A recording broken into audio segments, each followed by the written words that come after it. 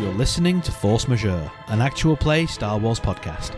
My name is Adam and I'm your host, and today's episode will be brought to you after these words from our sponsors. Hello, and welcome to The Other Place. The Other Place is an actual play RPG podcast set in a fantasy world on the verge of an undead apocalypse.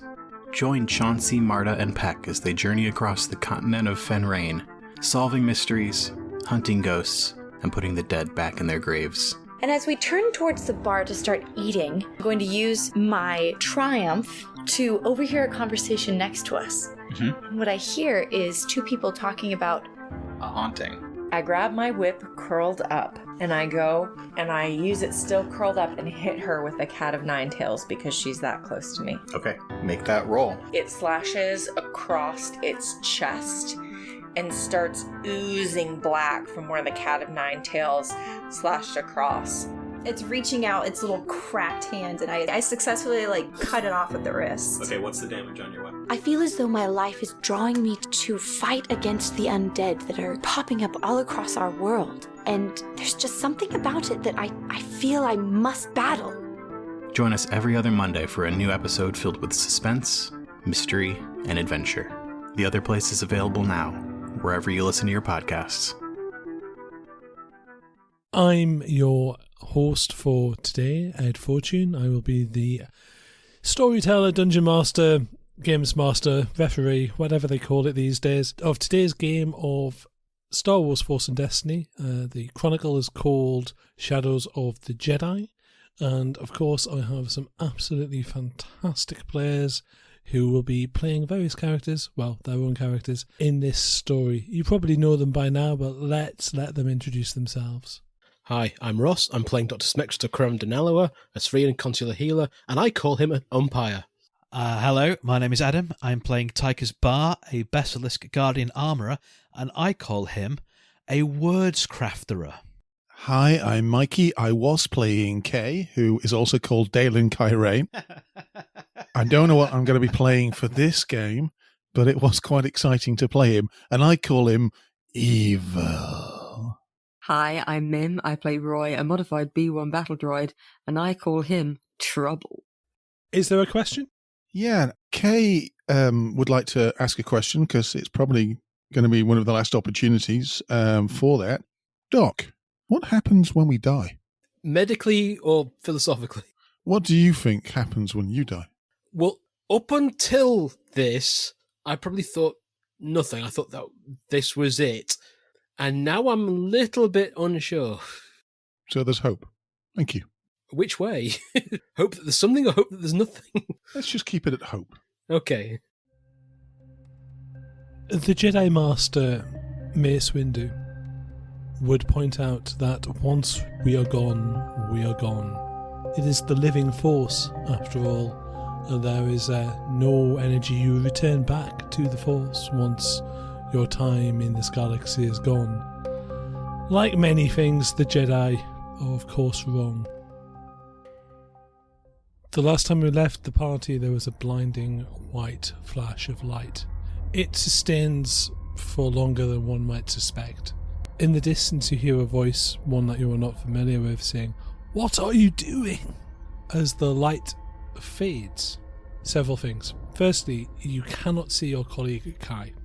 Also, you cannot see the large sphere that was in front of you. What you can see is you can see golden light from the bottom of the well emanating all the way up to the top, and there is a circular, what can be best described as a doorway. It is a circular energy construct.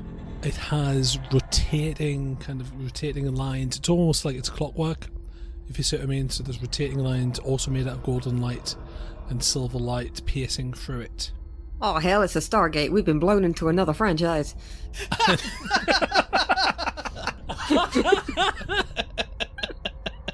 Sorry. The other thing that you notice is that Krell is gone. Oh no. As is the other clone. Okay, you are not with the rest of the party. Okay. You are standing on a bridge made out of golden light, and you are surrounded by what appear to be, you can see in the distance lots and lots of different paths arcing into the darkness. These are made out of gold and they're made out of lines. As you stand up, you see a flood of souls rush past you and you recognise every single one. Okay. Who are they? They are all the people that you have killed. This could take a while. There's a lot of people. It's one moment, it's one instant, and they are gone. They rush through you, but you know all of them. You instantly recognise them. It lasts no time at all, and also all the time. Yeah. So I'm dead then, I say to myself, and nobody in particular. Ah. I knew it'd happen. Behind you, like as the light clears, behind you, you can see into the antechamber. You can see your friends. And what's in front of me? Multiple golden paths going on. They arc into the distance. This seems like far too nice a place for me. And there are different lines and different paths. Looking around, you can see various things. You see, very briefly, Tychus talking to a bunch of people that you don't know. You look up and you see yourself and Carween having a conversation that you're sure you never had. This is destinations, but also potential. Interesting. This is not what I expected. Look back and see what's going on. If you want to jump to them. Back to the party. So there is this gateway of light. Behind you, there are several stormtroopers. Some of them are shooting, they have their backs to you and they are shooting forward. Some of them are pointing towards you. They are flanking an ISB agent, the gentleman that you have seen before in the Razor's Heel. He is looking very excited, and next to him he has a friend. The friend is in dark robes. The friend has a lightsaber. He is wearing strange armour. What are you doing? Well, there are fewer of us now than there were a minute ago, and I don't know why. I'm going to shout, what did you do?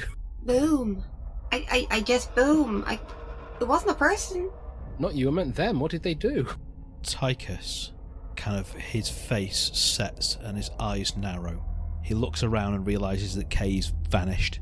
He sees this significant force behind him. And what I'd like to do without being noticed, Ed, is slip one of my lower hands into the pocket where my data slate is and press the button that triggers the explosions in the fecundity chamber. That would be a skullduggery roll. What's the difficulty, please? It's 1, because you know where your pockets are. Okay, and I'm flipping a light side point. Okay. It's also they're not looking for that. They're distracted. Well, among other things, you're still carrying Clementine. Yeah. So yeah, it's the misdirection of my main arms and the hope that they don't notice what's going on below. 1 success, no advantage. Click. 2 things happen at once. 1, there is an enormous explosion. There is screaming, and the blast from the chamber causes the gangplank to collapse. Oh dear. Several stormtroopers jump forward. Some of them miss. The ISB agent leaps and makes his roll. The dark-clad... he's got blue skin, you notice. Scary-looking, cloak-wearing lightsaber wielder makes his leap, but doesn't leap forwards. He leaps onto the ledge instead. So you are separated for him.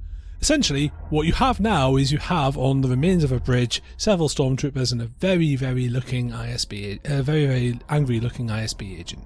And we're not falling in, are we, at the moment? No, because you're on the central bit, and that seems to be attached some other way. Where's Kay? Let's get to what cover we can. Where's Kay? Doc, where's Kay? I can't see him. The doc definitely gets to cover. Did he fall? Anyone see him fall? Roy? I didn't see. What have you done? Oh, Criff. Is that a rhetorical question? Because you can kind of see what we've done. Submit to Imperial authority immediately and we'll go lightly on you. Who's saying this? The lightsaber wielder or the ISB agent and the stormtroopers with him? The ISB agent with his stormtroopers. One of his stormtroopers is looking back, looking for the lightsaber wielder. How many stormtroopers are on our side of the door and how many are on the other side of the door? On your side, there are 4 within short range. Much further range, they are, you reckon, about a dozen. They're running in and out of the door and shooting things. It's more if I Star Wars door logic and drop this door, how many will be trapped in the room with us? Which door? The big chamber. The door to the Ascension chamber, yeah. They've come in behind us, haven't they? Yes. So that's the only door I'm aware of. So that door, the door to the Ascension chamber. I think it's going to be difficult to Star Wars logic it as well. It's a huge temple door, isn't it? So. Oh, there's no panel on this side of it, is there either? Yeah. It's a big, complicated-looking thing with lots of interlocking bits and pieces, almost like it was designed by powerful Force users who could effortlessly move the Force around to manipulate it. So, Ed, while they're thinking about this, Yes. I'm watching this tableau play out, right? So it's a strange tableau, actually.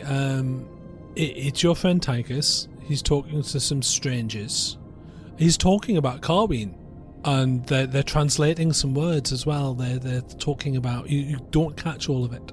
So, but behind me, sorry, there is. I can see what's going on in the chamber. Is that right? Yes, you can see exactly what's happening with your friends. Sorry, I thought you were talking about the different tableaus going on. No, there was an explosion. That has drawn my attention somewhat. I can see them there, and does there seem to be a path to them? Or do I have to press forwards? Am I feeling like I need to go forwards? You can leave here. There's another power nearby. There's a power close to you.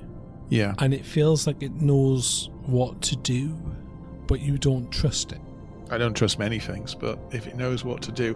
I've seen I'm just going to call it a Dark Jedi because I don't know what it is, with them, and they cannot win that fight. So I need to do something. I need to get back that way. And if I can't do it myself, then I need assistance, even if I don't trust it. Okay. A question is asked to your mind's eye. Mm-hmm. Is the answer yes or no? If the question pertains to me helping my friends, then it's yes.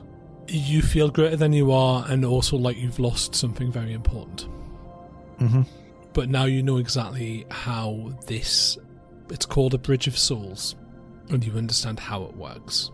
Also, this place seems far too nice for me. I don't deserve a nice place like this when I die. Not yet. You get the instinctive feeling that if you go through the wrong place, you will definitely go where you deserve. I think I'll go where I'm needed for now, and if you want to go back to them and let me know. Kai walks straight through the gateway. You see him walk. The ISB agent says, "Look, one of your number is already dead. Tell us what you know." Aye, but I saw what happened on the Razor's Heel and, Criffit. I was bored anyway. I'm going to shoot the ISB agent in the face. Okay, so we're going to go into, I believe that's cool checks. Yeah. I think everybody else should probably be rolling vigilance, because I was not ready for that. Is it bad that I kind of thought that was going to happen? I will allow Roy to roll cool or vigilance, because Roy is tuned very well. Roy knows Tychus well enough. I'm afraid it's a cool test for the doc. Yeah, unfortunately, this guy tried to kill me, got away at the last minute, and now it's just never again. Not to Imperial rule. I rolled a single success. 1 success, 1 advantage for Tychus. 1 success, 3 advantage. And I got 1 success and 1 advantage for Roy. Okay, so we have an NPC slot, we have a player slot, a player slot, a player slot, a player slot, and an NPC slot. It's nice and easy. So one of them, 4 of us, one of them. Yeah. Do I get to take my shot, or is my pulling the trigger the start of initiative? You get to take your shot. I'll allow that as a surprise round, because they weren't actually expecting you to resist. Okay. I realistically haven't aimed, and I'm not going to cheese it and use my manoeuvres to aim, because I feel like if I'd been aiming, they would have known, whereas this is just a very much... so are they medium range from me, short range? It's a medium range. You're very close to this phenomena. Yeah. They're not. Do they have any defense? The ISB agent has, yes, it'll be 1 setback die. Yeah, that's who I'm going for. He has adversary 2, so remember to put that in with your rolls. Oh, no. Oh, All the emotions there. Yeah. That's a roller coaster. Failure, but a triumph. How would you like that triumph to play out? So, I There's a very obvious Star Wars option here.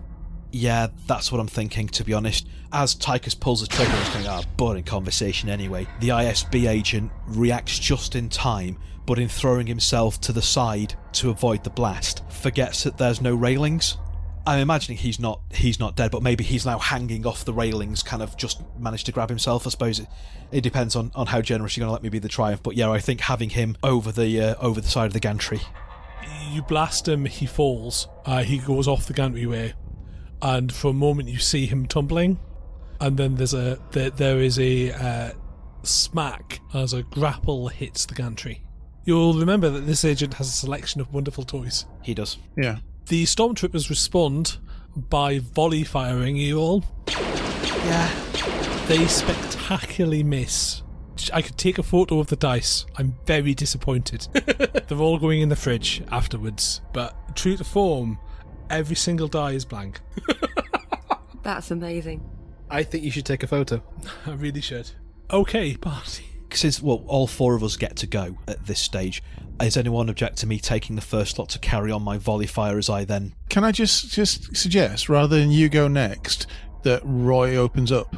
Because Roy was the one who had cool rolls as well, rather than vigilance. So Roy knows you're going to be doing stuff, so I think it'd be quite nice for Roy to back you up with just Okay, so what Roy's going to do is Roy's going to use his manoeuvre as a bodyguard manoeuvre. I've got 2 ranks in that, so I'll take 2 strain, and that upgrades the difficulty of combat checks to target bar. I'm going to try and protect Tychus, and then I'm going to unload into the crowd of stormtroopers. Okay, that is 3 flat success.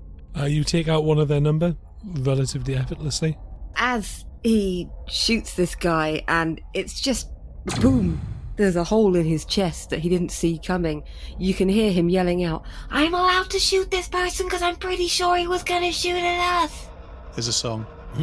Party, Doc, or... Oh, no. The Doc's going to let other people go because the Doc's going to jump for cover or try and treat someone. So, Adam, you want to go? Yep, in which case, still not having realised that Kay has walked back into the scene through a glowing portal of golden light, Tychus is going to use our manoeuvre to dive behind... Is there any cover at all on this platform that we're on? Absolutely not. I'll be your cover, buddy. You blew up the cover. You blew it up. So the chair, the throne chair has gone as well, the whole shebang? Yeah, it's just replaced by this weird gold glowing thing. In which case, I'm going to drop to one knee just to present a smaller profile, which has no mechanical effect. 2 manoeuvres to aim then into the group of stormtroopers, since I can't see the ISB person. Do the stormtroopers have any defence? Unfortunately not, they're stormtroopers. Then yes, and I'm just going to blast Clementine into them while shouting, "We're never going to surrender to the likes of you!" 1 success, 5 advantage. Ouch. So, what I'm going to be doing with that, first of all, so my 1 success is damage 9 into the stormtrooper group. Right. Then I'm going to spend 2 advantage to trigger blast, which means that every stormtrooper engaged with the one I've just shot takes 7 damage. Okay. And then, are there any left? Is the other guy next to them as well? The lightsaber one is who you're talking about, right? He dove off in the other direction with the mass of the other stormtroopers to deal with whatever's happening in the foyer. Okay. Given the fact that half the buildings just exploded, he probably felt that was worth dealing with. So, are there any of the stormtroopers left in this group of stormtroopers? No, you have blown them up.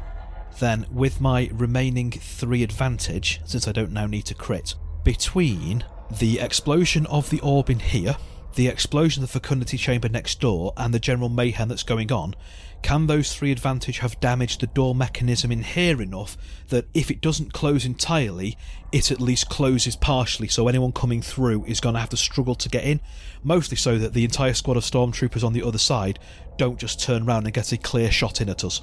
So what I'm going to say is that your explosion illuminated the area below.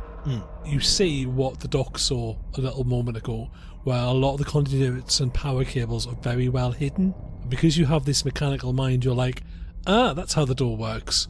You reckon you could probably make it jam closed, but if you make it jam closed, you're not sure how you're getting out. That is a problem for future, Tychus. but it'll require a goodly amount of damage to get through these thick metal conduits. It's not an easy thing. You can do it. If you had a plasma torch and a minute, you could definitely make it happen. Okay, so how many advantages is that then to notice the power conduits? I would say that's 2, one for noticing it and one for realising the solution, if you see what I mean. Then I will use the remaining advantage as a bouncing boost to whoever goes next. Okay, so there are currently no stormtroopers engaged. You can see in the distance... Are we still in initiative? We are no longer... We're back to narrative play. Oh. Unless anyone wants to take an initiative-based action. No, it's fine. Sorry, Kay. It's fine. I'm back. I'll just stand there. Tychus, you have a bad feeling about this. Something bad is going to happen. Something very bad is going to happen. You're not sure what. And then you notice Kay standing next to you. Hi. I think we should leave. Kay, where did you go? Are you alright? What's happening? I didn't go somewhere nice, but I think it's nicer than here. We should leave. Somewhere we can go? Well, this place is going to explode, I'm fairly sure. Right, so how do we get where you went? He looks back towards the glowing light. Okay, that's a different way out. He waits for you to be forthcoming with details. Mm-hmm. What's in there, Kay? Potential paths to other places. It is a bridge for souls. We can get out that way. There's a lot of exits. We can, but anyone coming after us can follow us in. Well, let's stop that from happening then. Look, I can't get that door closed behind us, the door to in here. The conduits are too heavily shielded, and I point them out to Kay, where they are under the thing. As you look down, I'll just re-describe what exactly is going on. There is, imagine a teardrop, and at the fat bit of the teardrop is what's on the platform. So you have this like kind of curved archway, right, which has got lots of rotating circles within it. At the zenith of the teardrop is the bottom of this spiral staircase, which is now in a messy state, but it's pretty much what's holding up the platform. And then there's something down below where the energy is pouring out. So can we get to the spiral stair? Can we get up the spiral staircase? It points down. It goes down. It doesn't go up. All right. So the teardrop is still facing the right way. Yeah. I can see 2 options here. That's holding this up. We could blow that up and leave through the gateway, or we can go down and risk underneath. I don't have any answers about the gateway. I don't know if it's going to be safe. It's going to be safer than here in a few moments. Can Roy go into it? Probably. Because if Roy can't, then that answers the question, doesn't it? Bar, if it's the only way, then you gotta go. Nope. You gotta go. You gotta go home to Mom and Dad. Nope. We either go together or neither of us go. We're all staying if you can't go. If that's not a way out, we're not going out that way, Roy. You're part of the team. See if you can step through, and if you can, then we might just have to risk it and see if we can What did you see through there? Can we risk the imps following us in and getting access to No, we need to destroy this place if we're doing that. Then it's down, isn't it? But we can still destroy it. There's the connection up there. It would drop this entire platform. And we can do that from inside there, then? No, we'd have to drop it and then jump. Well, let's see whether or not Roy can step into it first and foremost, because if not, then it's a moot point. Mm-hmm. Can I have vigilance checks from everyone, please? Difficulty is 2. Just a single advantage for me, so... 1 success, 3 advantage for me. 1 success, 1 threat for Roy. And Tychus is also on 1 success, 1 threat. Okay. You can see Agent Volt. He isn't where you thought he was. He appears to be on the floor of the bowl and he's heading towards the nexus of the energy. Oh, Criff. Were you stopping him? Anyone gonna shoot that? Clementine's not got the range on it. Take out that son of a Gundark. Okay. Do I have time to maneuver? I'm going to spend that threat and say you don't. Okay. So that's just a straight shot. What difficulty is it? Is it long range? It's long range. Adversary 2. I'm going to flip a dark side point. I'll throw a setback die in there as well, yeah. Okay. That is not too bad. 2 successes and 3 threat overall. So, you hit them with a barrage of shots. They hit him, they also hit a conduit which explodes. He is thrown to one side. Into the glowing light? You can't see because of the explosion. What you can see is that there is a huge explosion and the platform that you're on is rocking. Well, I got him, I think. I'm spending the threat on making the entire platform that you're on unstable, and there are a series of explosions. Roy, get through the gate. Without even thinking, responding, Roy's just gonna go, okay, and run straight through the portal, where I disintegrate forever. Okay, I'm gonna wait until the rest of the party makes a choice. Does Roy disappear? Roy disappears. Then Tychus is going to quickly look to Kay and go, Kay, are you alright covering our retreat, or do you want me to? I don't think I can blow that teardrop up. You'll have to do it. Okay, right, Kay, Doc, get through. I'll be right behind you. I'm going last. Shoot it and then get through. The doc definitely goes through straight away. Tychus takes aim at the teardrop bit that he needs to shoot that's already badly damaged, closes his eyes, and then just starts pouring fire into it from Clementine. There is a pause as time itself stops. And then it happens, filling the area with an unearthly wine, painting the bare wire branches with golden fire. The teardrop explodes. I jump through, slow motion. And just as the teardrop platform starts to plummet, Kay leaps through. You're bathed in golden light. There are a series of golden pathways ahead of you, and they are portals. Tychus, you see that scene ahead of you, up above you, that conversation that you had, the one that made you realise your feelings for Carween? Yeah. It's playing above you. Where's Roy? And can I see anybody else? You can see the doc, you can see Kai, and you can see Roy. Roy looks so confused. The entrance that we came in through, is that still there? Can we see the explosions and the temple through that doorway? You can see explosions. You can see fire happening. You can see things falling apart.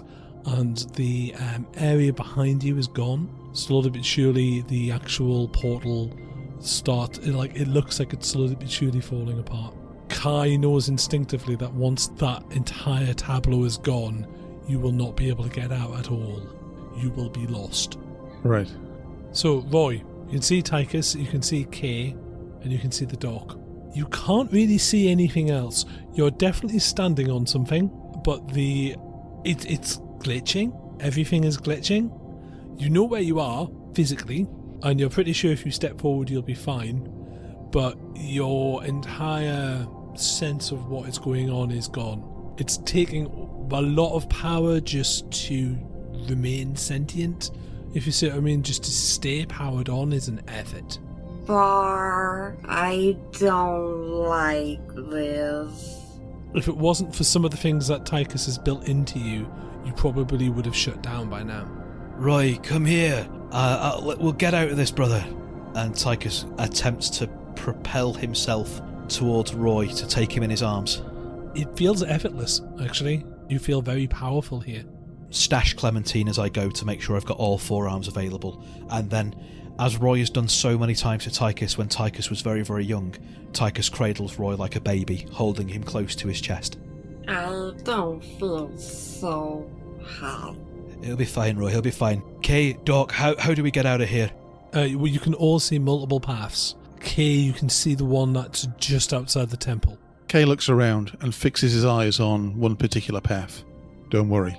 Follow me. I know the way. And then I set off. There is the sound of bells that you can hear.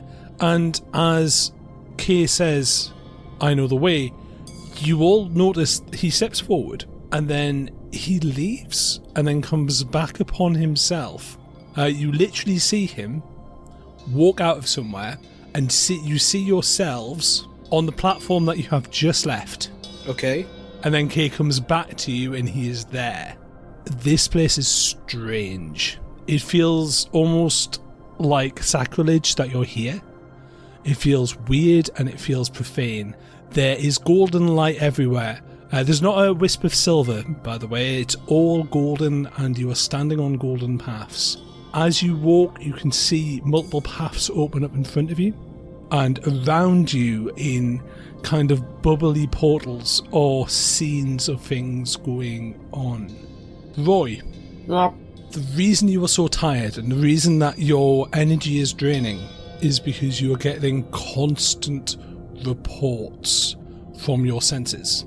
Every single kind of sensory feedback is happening, and it's all happening at once, and it's not just you. You can sense other battle droid units. These are battle droid field reports. This is a thing that you know, it's built into your software, but you never use it because you've never been part of a unit. But you're getting these constant kind of, and they keep going offline all the time. So I'm hearing other battle droids as they're going offline, as they're turning off. Yes. And can I still see all the goldenness, or is that part of the sensor? When you concentrate on yourself, you are where you are. But as soon as you concentrate on yourself, it's like looking in a mirror that's on a mirror that's on a mirror. So you're kind of getting that weird kind of doppling effect. Okay. And it's draining. If it wasn't for all of the tools and devices that Tychus has built into you, you'd have shut down with the feedback. It's golden, and though Roy can't feel it, everyone else can feel this feeling of being everywhere all at once, also being nowhere all at once, also being in places that you shouldn't be and never were. When you say it's all golden, is it golden lights against a black background, like was in the temple itself, where it was all gold inlaid on a void? Or is it that everything is different shades of golden light, and some places are darker than other, and that's how we're getting the contrast? Yes, it's different shades of gold. As you blink and your eyes adjust, the darker colour kind of fades to black. But that's quite clearly, there's something within you that is letting you understand what you're seeing, and it's not your eyes. Is this comparable to the effect we had in the docks at the first season, when the dock sort of connected with the crowd of people and sort of drew the exotic matter thing out of them and had that sort of psychic experience? It's different from a psychic experience in the sense that you are physically somewhere. Okay. Key, you have a little bit more knowledge in the back of your mind, and you understand that what you've kind of done is you've kind of connected yourself physically to the living force. Yeah.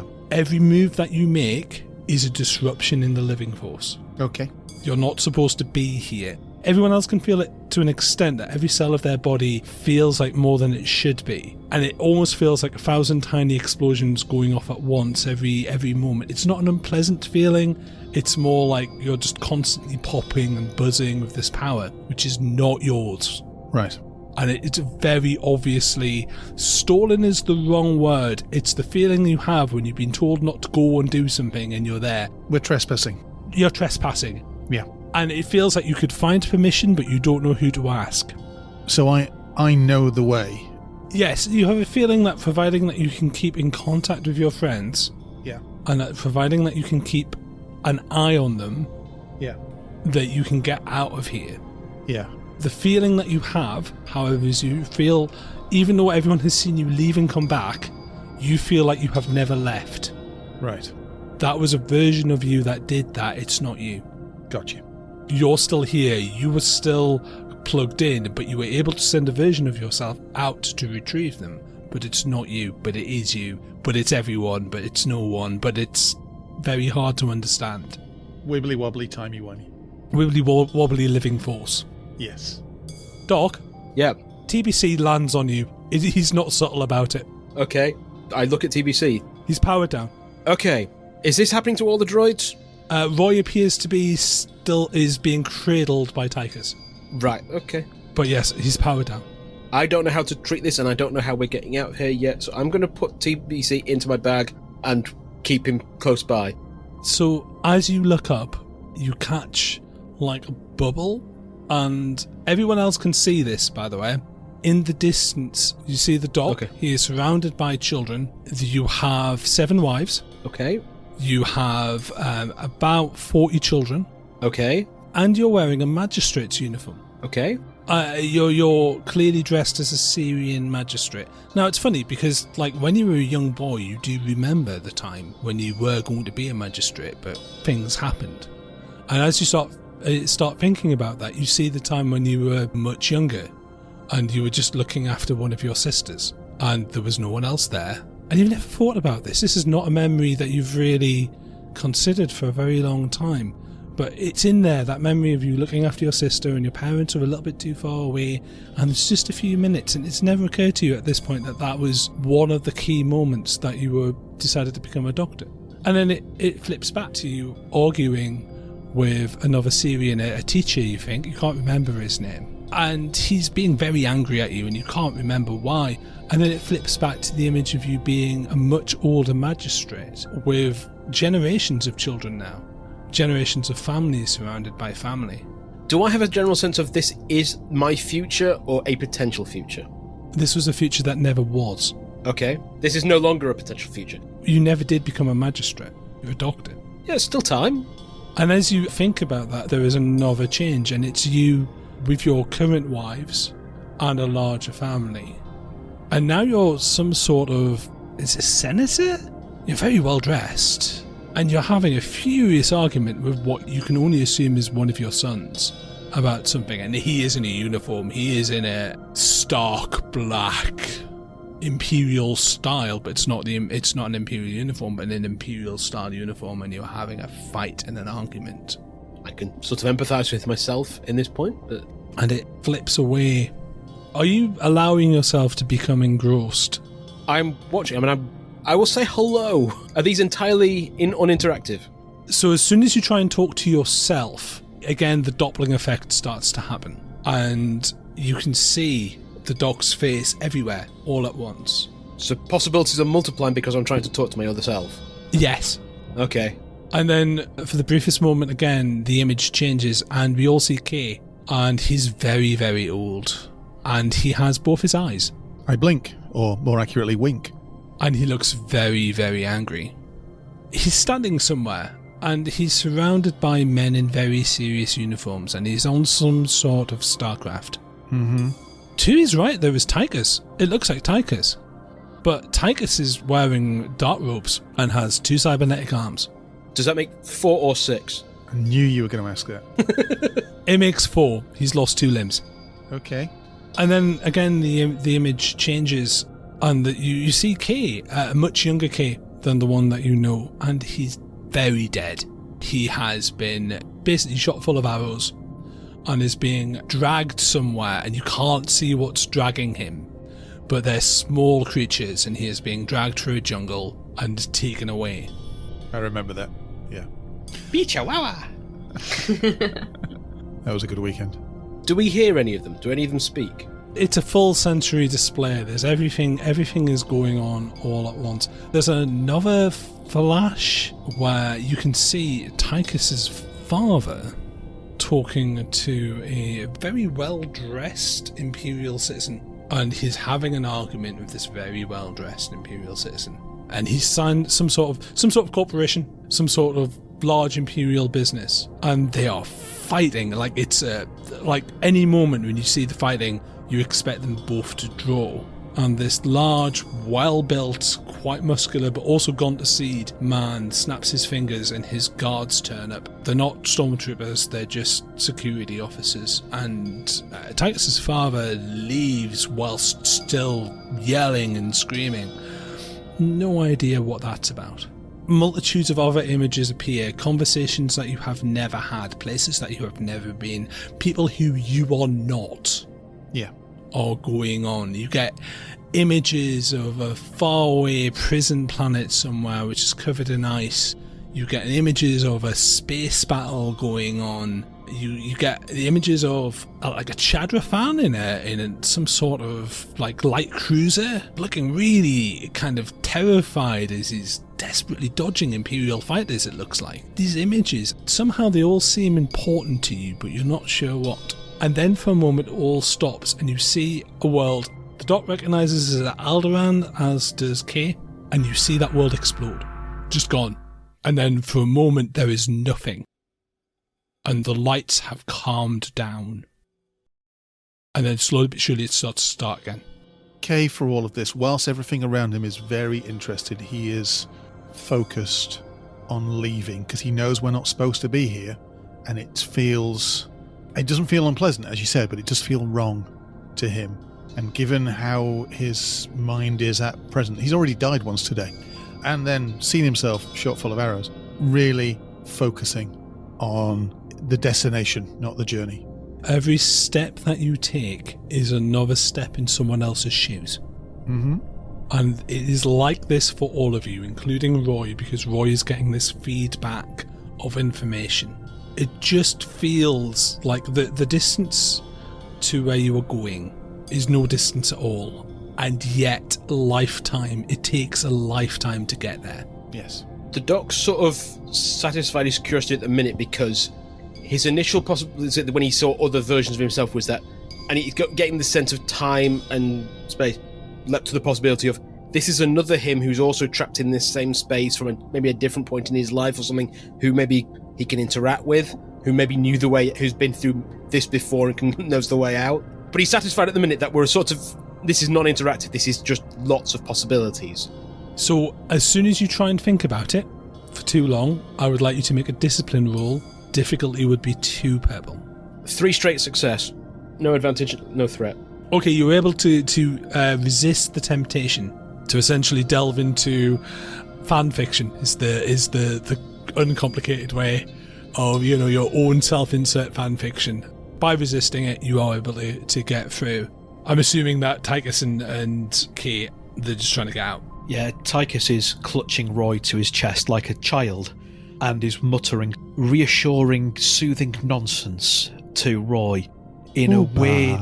Yeah, Oopa. Exactly. Oopa. In a weird role reversal.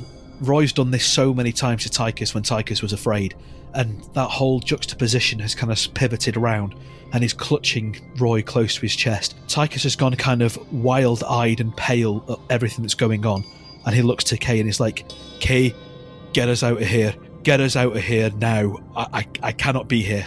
Tychus, you know what permanent data corruption looks like, and Roy is fighting it with every inch of his Royness. But you've seen this happen with droids before where their core memories collapse. It's not happening, but this is the thing that happens before that happens, if you see what I mean. You're very worried. Yeah. You walk towards your destination, the one possible future that you all know is coming, and you see an extremely handsome Ugnaught. He has taken up position behind a ruined Imperial land speeder of some description, and you are behind him, and you can see him shot by shot taking out dark armoured wearing stormtroopers. Okay.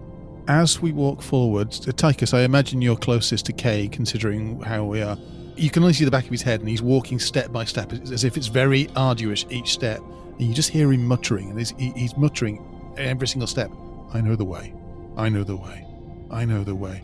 Kay, there is only one way. Yes. All of you, I would like you to answer this question in your heads, including Roy. Would you choose between a short but glorious life, a long but dull life, or your fate? How would each of your characters respond to that question? Nothing has asked this to you physically, it's just an urge, an instinct. As you cross through the threshold back into reality, what is the choice that you make? It's very difficult to answer because the word glorious. If it was a short but eventful life, then I've already had that, and now I'm trying to atone for it. I'm trying to still work out what the difference between the first two answers and my fate is, but I was going to go with the short and dull life. Sorry, the long and dull life. Tough. You with us now. Yeah, no. I'm not saying I'm going to get it. That was the choice he was trying to make. Roy doesn't really believe or understand in fate. Short and glorious or long and uneventful doesn't make sense to him either. All he has ever seen is a life with Bar. He doesn't even think about what happens when Bar grows older and dies, because he's such a live-in-the-moment droid. As long as Bar's there, he'll keep going. So I suppose it would be a long and uneventful life, because all he can see is doing the same things day in, day out with Bar. Mini adventures, but everything within their realm of normality. And Tychus also doesn't believe in fate. And he's of that age and that level of recklessness that it's short and glorious. Better to burn out than fade away. Oh, Live fast, die young, leave a good-looking corpse surrounded by the corpses of other people who try to make you corpses. No, yeah, it's go hard or go home for Tychus. That's how he lives. I'll be honest, Kay, when he was your age, would have said that as well. Yeah. But You have the best role models. As you step through the portal, behind you, there is nothing. There's no special effect. You're just there. almost like we've always been there? Or Almost like you've always been there. Almost like you're supposed to be here at this point in time. Mhm. And there's no way back. There's no portal behind you. There's nothing. You know this immediately. Even though it's behind you, you know not to look back. That's another thing you realise. You know not to look back. Yeah. Carween is directly in front of you and he's beginning to run out of ammo. There is a firefight going on. The plaza is on fire. The city itself is on fire. You are in a big recessed canyon thing with an ancient temple in front of you. And there is no order to what's going on. There are troopers running everywhere. There are gangsters running everywhere. There are people with jetpacks flying up, unleashing unholy energies from their blasters and so on. There are explosions, there are fights. You can see again in the distance that blue-skinned, black-caped monster of a being with a lightsaber cutting through things. There is a battlefield, and it's quite clearly that Carween is just trying to stay alive. And I think this is where we're going to end it for this episode. Thank you everyone for listening. We will see you next time.